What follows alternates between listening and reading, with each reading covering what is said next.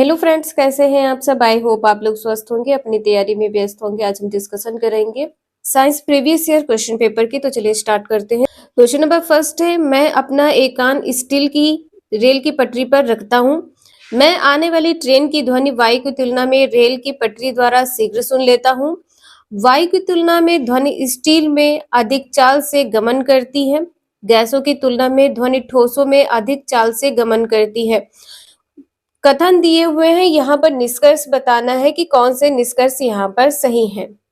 B प्रेक्षण तथा ए और बी निष्कर्ष है। ए प्रेक्षण है तथा ए बी निष्कर्ष है। सी प्रेक्षण है तथा ए बी निष्कर्ष है। ए बी प्रेक्षण है, सी निष्कर्ष है। 61 का आंसर यहाँ पर दूसरा सही होगा। ठीक है, ए क्या है? ए प्रेक्षण है, ए बी निष्कर्ष है। ठीक है, ए बी क्या है? निष्कर्ष है।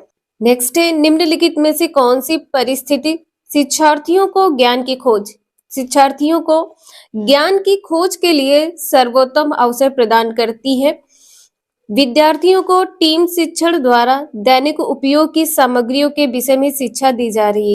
विद्यार्थी भोजन के अवयव विषय पर प्रोग्राम इंस्ट्रक्शन के सुपरिष्कृत और विस्तृत सत्र में भाग ले रहे हैं, या विद्यार्थियों को पहले आर्किमिडीज के सिद्धांत का निदर्शन दिखाया गया है और फिर विस्तृत व्याख्या की गई है। विद्यार्थी दी गई सामग्रियों को स्वयं बनाए बंद विद्युत परिपथ में रखकर उन पर चालक और अचालक विद्युत रोधी के लेबल लगा रहे हैं। तो इसका आंसर यहाँ पर आपका फोर्थ सही होगा, स्वयं करके सीखना। ठीक है, स्वयं करके सीखने की जो शिक्षण विधि होती है ये सबसे महत्वपूर्ण होती है और इसमें ज्ञान होता है, इसे ज्ञानवर्धक भी कहते हैं। फोर्थ आंसर यहाँ पर आपका सही हो जाएगा। निम्नलिखित प्रश्नों में से कौन सा मुक्त अंत वाला प्रश्न है?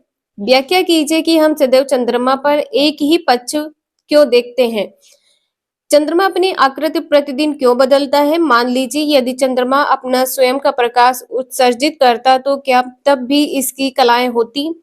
दिन के समय उल्काएं दिखाई नहीं देती हैं, कारण सहित व्याख्या कीजिए। इसका आंसर यहाँ पर थर्ड सही होगा। यहाँ पर कहा गया है कि चंद्रमा यदि अपना स्वयं का प्रकाश उत्सर्जित करता तो क्या तब भी कलाएं होती? तो इसमें कलाएं जो होती है वो छोटी या बड़ी होती है, तो कभी छोटी तो कभी बड़ी कलाएं प्रदर्शित करते हैं।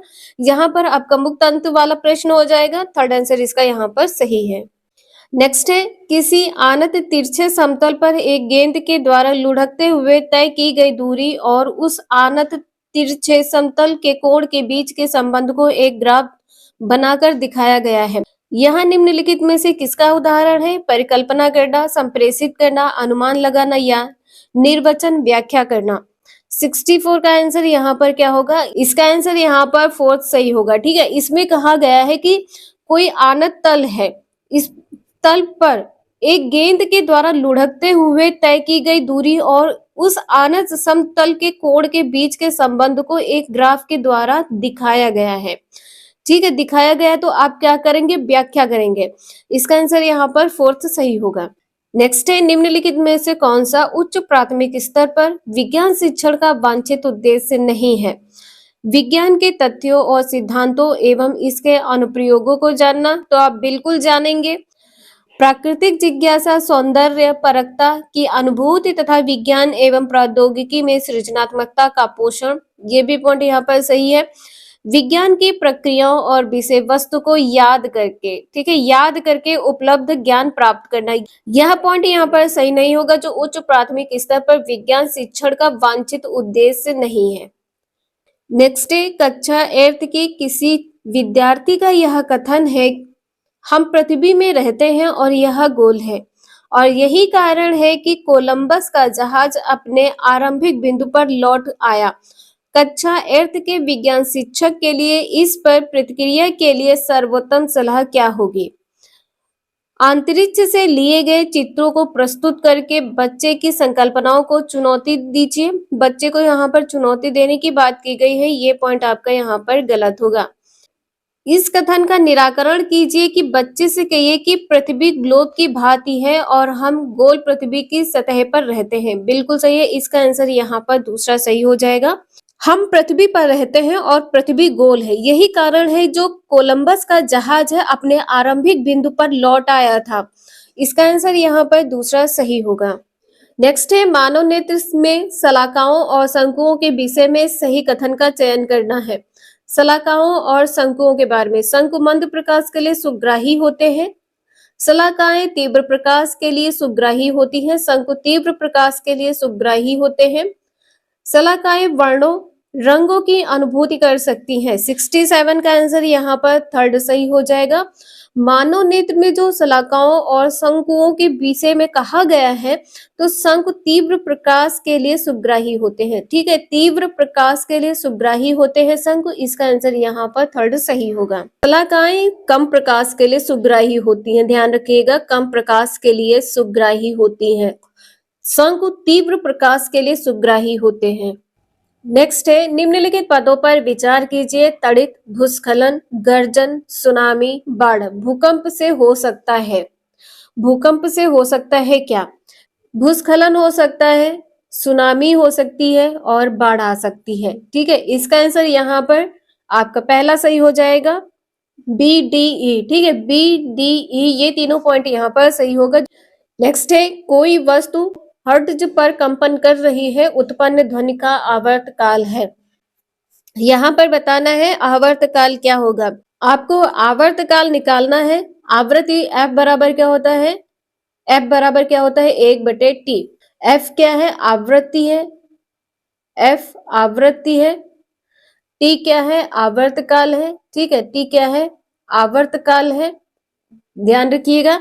अब यहाँ पर कहा गया है कि आपको आवर्तकाल निकालना है, तो यहाँ पर इसे रिप्लेस कर दीजिए।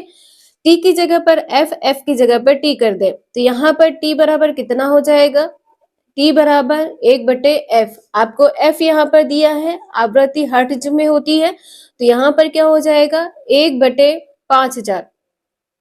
ठीक है, 1/5000 हो जाएगा। अब आपको यहाँ पर आवर्तकाल सेकंड में आएगा, तो आपका आंसर यहाँ पर क्या हो जाएगा? देखिए यहाँ पर 1 है, तो यहाँ पर 5 से कट करेंगे। पहले तो आप यहाँ पर 3 जीरो कर ले आगे, 1 2 3। ठीक है, पहले आप क्या करेंगे? 3 जीरो लगा लेंगे। इस संख्या के पहले आप 3 जीरो लगा लें, तो यहाँ पर आप क्या करेंगे? 3 जीरो लगा लेंगे, 1 2 3। ठीक है, इसे छोड़ दें। अब आपको क्या करना है? इसे 10 बनाना है, तो पॉइंट लगा के आप जीरो बढ़ाएंगे, तो पॉइंट लगा के जब आप जीरो बढ़ाएंगे तो 5 दूनी 10 हो जाएगा। आपका आंसर क्या होगा? 0.0002 हो जाएगा। ठीक है, 2 के पहले 3 जीरो होंगे, 2 के पहले 3 जीरो है, इसका आंसर यहाँ पर थर्ड सही हो जाएगा।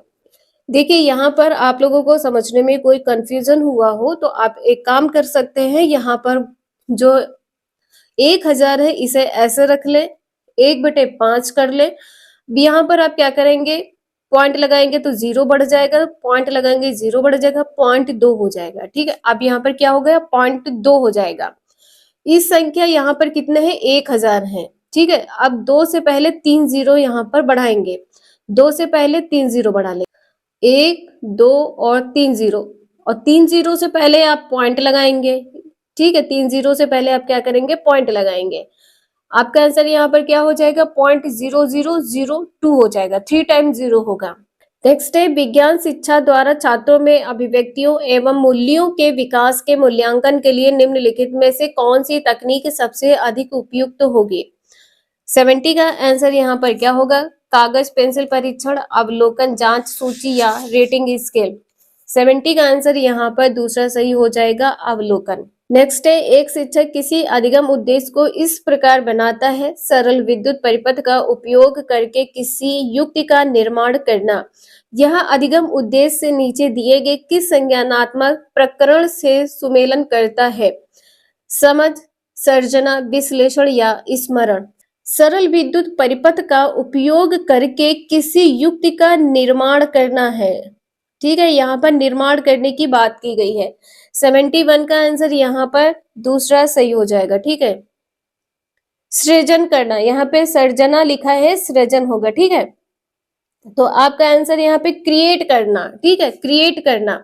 नेक्स्ट है अच्छी विज्ञान शिक्षा को कुछ आधारभूत वैधता को पूरा करना चाहिए। उच्च प्राथमिक स्तर पर कक्षा 6 के पाठ्यक्रम में छाया बनाने के संप्रत्यय द्वारा निम्नलिखित में से कौन सी वैधता का सर्वाधिक औचित्य से पालन होता है? प्रक्रिया, संज्ञानात्मक, परिवेशीय या विषय वस्तु। 72 का आंसर यहाँ पर फोर्थ सही हो जाएगा विषय वस्तु। इसमें कहा गया है कि अच्छी विज्ञान शिक्षा को कुछ आधारभूत वैधता को पूरा करना चाहिए। पाठ्यक्रम में क्या है, छाया बनाने के संप्रत्यय द्वारा, तो आपका ये विषय वस्तु है, ठीक है। जो छाया बनाना ये आपका पाठ्यक्रम में दिया हुआ है, तो ये आपका क्या हो जाएगा, विषय वस्तु हो जाएगा। नेक्स्ट है, वैज्ञानिक ज्ञान के बारे में निम्नलिखित में से किस कथन से आप सहमत नहीं होंगे। वैज्ञानिक ज्ञान निरपेक्ष, निश्चित और शाश्वत होता है। वैज्ञानिक ज्ञान के विकास में कल्पना शक्ति और सृजनात्मकता सम्मिलित होती है। वैज्ञानिक ज्ञान सामाजिक एवं सांस्कृतिक रूप से अंतः स्थापित है। वैज्ञानिक ज्ञान सिद्धांतों से निकलता है। 73 का आंसर यहाँ पर 3 सही हो जाएगा। आप सहमत नहीं है। वैज्ञानिक ज्ञान सामाजिक एवं सांस्कृतिक रूप से अंतः स्थापित है। यहाँ पर कहा गया जो वैज्ञानिक ज्ञान होता है ये सामाजिक एवं सांस्कृतिक रूप से अंतः स्थापित होता है, ठीक है। ये पॉइंट यहाँ पर आपका नहीं होगा। नेक्स्ट है, निम्नलिखित ग्रहों में से किसका अपना कोई प्राकृतिक उपग्रह नहीं है। यूरेनस का, मंगल का, शुक्र या बृहस्पति। 74 का आंसर यहाँ पर थर्ड सही होगा। शुक्र का कोई उपग्रह नहीं है। नेक्स्ट है, कोई बस अपनी यात्रा की पहली 10 किलोमीटर दूरी 40 किलोमीटर प्रति घंटा की औसत चाल से तथा शेष 45 किलोमीटर की दूरी 60 किलोमीटर प्रति घंटा की औसत चाल से तय करती है। बस की संपूर्ण यात्रा की औसत चाल यहाँ पर बताना है क्या होगी। चाल बराबर क्या होता है, दूरी बटे समय, ठीक है। चाल बराबर क्या होती है, दूरी बटे समय। दूरी 10 है तो यहाँ पे 10 हो जाएगी और समय कितना है, 40 है। 0 से 0 कट करेंगे तो यहाँ पर कितना हो जाएगा, 1/4 हो जाएगा। S1 बराबर कितना हो जाएगा, 1/4 और S2 यहाँ पर कितना होगा, 45/60, ठीक है। S2 कितना है, 45/60, तो 15 तिया 45 होता है और 15 चक्कू 60 होता है। संपूर्ण औसत चाल यहाँ पर 10 किलोमीटर है और यहाँ पर कितना है, 45 किलोमीटर है। तो 10 और 45 कितना हो जाएगा, 55 हो जाएगा। 10 और 45 कितना है, 55 है। तो यहाँ पर आपका कितना है, पहले 55 लिख ले, इसके बाद में ये आपको जोड़ना ही है, ठीक है। अब यहाँ पे 3/4 है, 1/4 है, तो यहाँ पर कितना हो जाएगा, 4/4 हो जाएगा। यहाँ पर आपका 1 हो जाएगा, ठीक है। 4/4 करेंगे तो आपका 1 हो जाएगा। तो यहाँ पर आपका आंसर क्या हो जाएगा, 55 किलोमीटर प्रति घंटा। कोई कंफ्यूजन है तो आप लोग हमें कमेंट करिएगा, कंफ्यूजन क्लियर कर देंगे। नेक्स्ट है, निम्नलिखित में से किसमें मानव सर्जन तंत्र में मूत्र के मार्ग सही क्रम में दर्शाया गया है। वृक, मूत्राशय, मूत्रवाहिनी, मूत्रमार्ग, वृक, मूत्रवाहिनी, मूत्राशय, मूत्रमार्ग, वृक, मूत्राशय, मूत्रमार्ग, मूत्रवाहिनी, वृक, मूत्रमार्ग, मूत्राशय और मूत्रवाहिनी। 76 का आंसर यहाँ पर दूसरा सही होगा, ठीक है। इसका आंसर यहाँ पर दूसरा सही होगा। वृक, मूत्रवाहिनी, मूत्राशय और मूत्रमार्ग। नेक्स्ट है, कभी कभी शारीरिक कार्य करने के पश्चात हमारी पेशियों में क्रैम्प आते हैं। क्रैम्प का मतलब क्या होता है, मरोड़, खिंचाव उत्पन्न होते हैं। ऐसा होने का कारण है ग्लूकोज का पाइरूवेट में परिवर्तन ना होना, पाइरूवेट का एल्कोहल में परिवर्तन होना, ग्लूकोज का लैक्टिक अम्ल में परिवर्तन ना होना, पाइरूवेट का लैक्टिक अम्ल में परिवर्तन होना। 77 का आंसर यहाँ पर फोर्थ सही होगा। क्रैम्प क्यों आता है, जब पाइरूवेट का लैक्टिक अम्ल में परिवर्तन हो जाता है, ठीक है। इसका आंसर यहाँ पर फोर्थ सही होगा। नेक्स्ट है, पोलियो का कारण है प्रोटोजोआ, फफूंद, विषाणु या बैक्टीरिया। 78 का आंसर यहाँ पर थर्ड सही होगा। जो पोलियो होता है एक प्रकार का वायरस है, विषाणु है। नेक्स्ट है, निम्नलिखित में से मानव पाचन तंत्र के भागों के संयोजन का वह कौन सा समुच्चय है जो पाचन कार्य नहीं करता है। ग्रिस्का, बृहदांत्र, मलाशय, मुख गुहिका, ग्रिस्का, बृहदांत्र, मुख गुहिका, बृहदांत्र, मलाशय, मुख गुहिका, ग्रिस्का, मलाशय। 79 का आंसर यहाँ पर पहला सही होगा। जो कोई पाचन का कार्य नहीं करता है, यहाँ पर ग्रिस्का, बृहदांत्र और मलाशय, ये आंसर यहाँ पर सही नहीं होगा। नेक्स्ट है, किसी वस्तु की आभासी और विवर्धित छवि बनाने के लिए निम्नलिखित में से किसका उपयोग किया जा सकता है। उत्तल दर्पण, उत्तल लेंस दोनों, केवल उत्तल लेंस, अवतल दर्पण और उत्तल लेंस दोनों, केवल अवतल लेंस। 80 का आंसर यहाँ पर थर्ड सही हो जाएगा, अवतल दर्पण और उत्तल लेंस दोनों। यहाँ पर कहा गया है कि आभासी और विवर्धित छवि, ठीक है, इसका आंसर यहाँ पर थर्ड सही होगा। नेक्स्ट है, निम्नलिखित जंतुओं में से रोमंथी रूमिनेंट जंतुओं का समुच्चय चुनिए। भैंस, गाय, हिरन, बिल्ली, भैंस, हिरन, भैंस, गाय, कुत्ता, गाय, हिरन, कुत्ता। 81 का आंसर यहाँ पर जो रूमिनेंट जंतु होते हैं ये संपूर्ण विश्व में पाए जाते हैं, ठीक है। और जो इनकी क्रिया होती है, पाचन क्रिया में एक प्रकार की विशेषता पाई जाती है। तो इसका आंसर यहाँ पर आपका पहला सही हो जाएगा, भैंस, गाय और हिरन। नेक्स्ट है, दीर्घ रोम के बारे में निम्नलिखित कथनों का अध्ययन कीजिए। इनकी अत्यधिक पतली भित्तियां होती हैं, ये उंगली के समान उभरी हुई संरचनाएं होती हैं दीर्घ रोम के बारे में। इनमें सूक्ष्म रुधिर वाहिकाओं का जाल फैला रहता है जो सतह के निकट होता है। इनमें महीन छिद्र होते हैं जिनसे भोजन सरलता से गुजर सकता है। इसमें कथन को पहचानना है और बताना है यहाँ पर आपका आंसर क्या सही होगा। उन कथनों को पहचानिए जो दीर्घरोम को पाचित भोजन को अवशोषित करने योग्य बनाने वाले लक्षण प्रदान करते हैं। C D, B D, A B C या ए बी। 82 का आंसर यहाँ पर थर्ड सही होगा, ए बी सी, ठीक है। ए बी सी आंसर यहाँ पर सही होगा। इसमें कहा गया है कि इसमें महीन छिद्र होते हैं जिनसे भोजन सरलता से गुजर सकता है, यह पॉइंट यहाँ पर गलत है। नेक्स्ट है, निम्नलिखित खाने योग्य पौधे पर विचार कीजिए। केला, बैंगन, भिंडी, कद्दू। इनमें से पौधों का ऐसा युगल चुनिए जिनमें 2 या 2 से अधिक खाने योग्य भाग है। तो यहाँ पर आपका आंसर क्या सही होगा? इसका आंसर यहाँ पर तीसरा सही होगा, ठीक है, केला और कद्दू। नेक्स्ट है, कोई 6 किलोग्राम द्रव्यमान का पिंड किसी घर्षण रहित क्षैतिज पृष्ठ पर 3 किलोमीटर प्रति सेकंड की एक समान चाल से फिसल रहा है। इस पिंड को इसी चाल से इसी सरल रेखा के अनुदिश गति कराने के लिए आवश्यक बल होगा। यहाँ पर कहा गया है कि अनुदिश गति,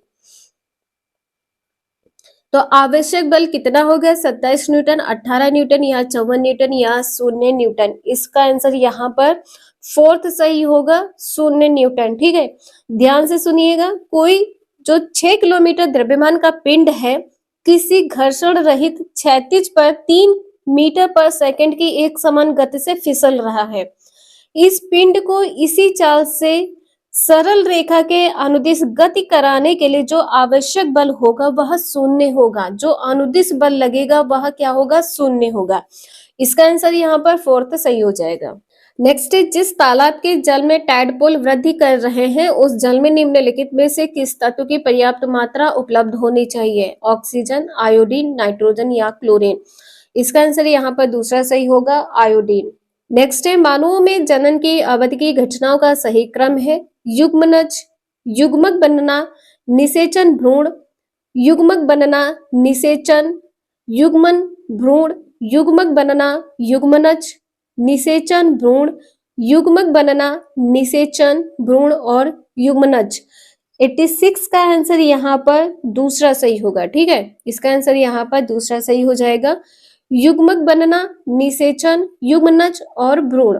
नेक्स्ट है, कोशिकाओं से संबंधित निम्नलिखित पदों पर विचार कीजिए। Chromosome, gene, nucleolus, ribosome. इनमें से किसकी कोशिका के केंद्रक के भाग है? इसका आंसर यहाँ पर थर्ड सही होगा, ए बी सी, ठीक है। क्रोमोसोम, जीन, न्यूक्लियोलस, जिसे केंद्रिका कहते हैं, इसका आंसर यहाँ पर थर्ड सही होगा। नेक्स्ट है, टार्टरिक अम्ल पाया जाता है नींबुओं में, आंवला में, कच्चे आमों में या अंगूरों में। 88 का आंसर यहाँ पर तीसरा सही होगा, ठीक है, सी और डी, कच्चे आमों में और अंगूरों में। नेक्स्ट है, प्लास्टिक के सामान्य विशिष्ट गुण है। 89 का आंसर यहाँ पर क्या सही होगा? टिकाऊ, विद्युत के सुचालक, अनअभिक्रियाशील, टिकाऊ, ऊष्मा के सुचालक, अनअभिक्रियाशील, ऊष्मा के सुचालक, वजन में हल्के, विद्युत के सुचालक।